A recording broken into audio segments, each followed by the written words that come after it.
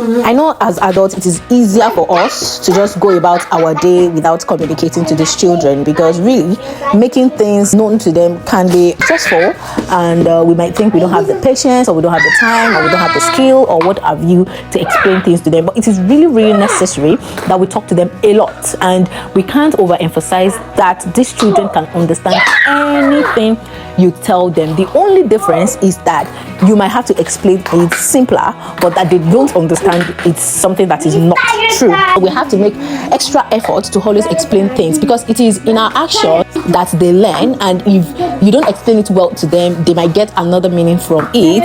And let's make sure that we are given the right response, because some responses can do more harm than good. For example, if you are taking a big meat and then you give your child a small meat, and your child is saying, no, I want the big meat, don't give me the small meat. And as parents, let me say mothers, let me be like I'm attacking mothers.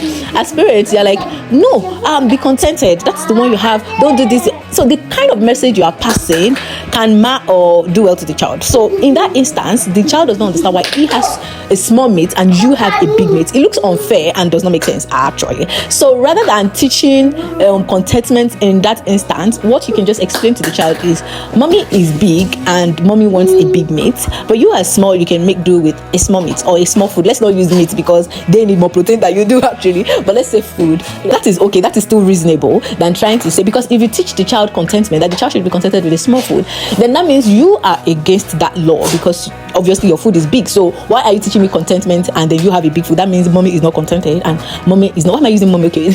Yeah, I shall have to use mommy or daddy.